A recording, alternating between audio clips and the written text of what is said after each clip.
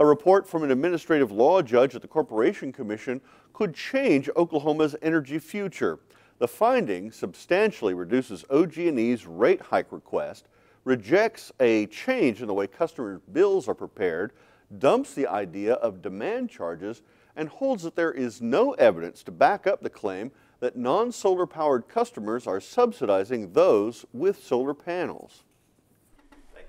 The report to the full commission is seen as a major blow to plans by public utilities to charge extra tariffs to customers with solar panels.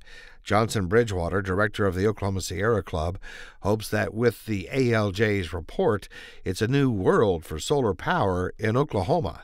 The ALJ report very specifically denied those charges, that solar can finally stabilize and start to grow in our state.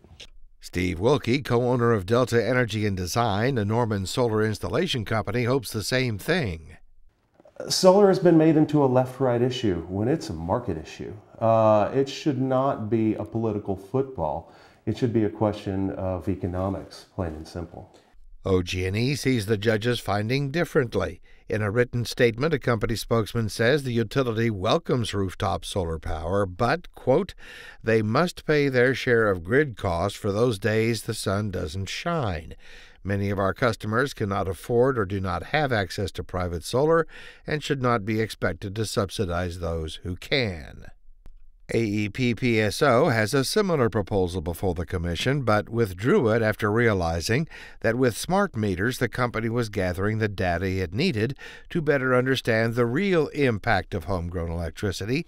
In a written statement, the utility says, we also believe it's critically important to be sure all customers pay a price that reflects their use of our system.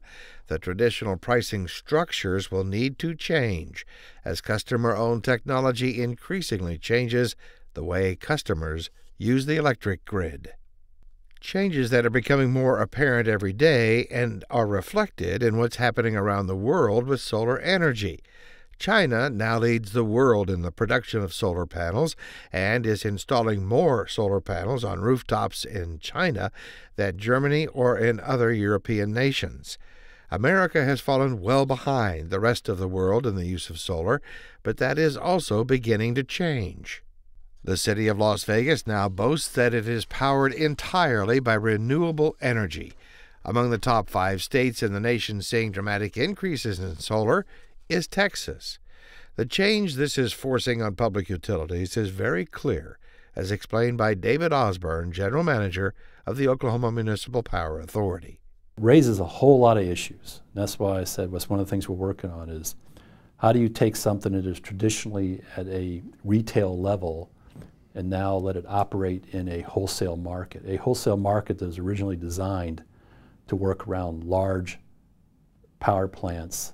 Oklahoma is part of the Southwest Power Pool, which oversees the wholesale power market in 14 states across the central U.S.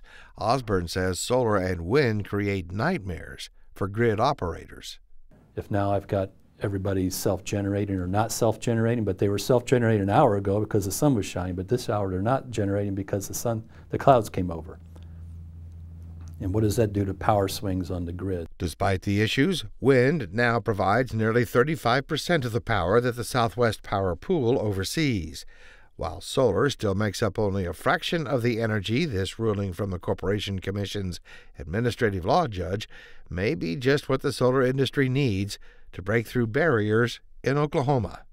It is an issue that we're going to have to face. It's going to happen, but it's not going to be easy. The issue of solar-powered homes being subsidized by those who don't have solar panels began in 2014 with Senate Bill 1456. It stated that there is such a disparity, and utilities should recover the costs. SB 1456 is an attempt by utilities to use the regulatory process to protect their own shareholders. Steve Wilkie charges that OG&E's own data that went before the judge proved there actually is no subsidy being paid by non-solar customers to those on solar power. The idea that solar system owners are subsidized by the people that don't own solar, that's not true. And in state after state and study after study, that has been demonstrated that it's not true. There was another suggestion in the judge's report on a way to resolve this issue once and for all. The administrative law judge recommended that a third party be involved in the valuation of solar energy for any tariffs proposed in the future. SB 1456 charged the Corporation Commission with coming up with a rate structure for distributed generation by the end of 2015. Already nearly a year overdue, the Corporation Commission is expected to decide this controversial issue sometime next year.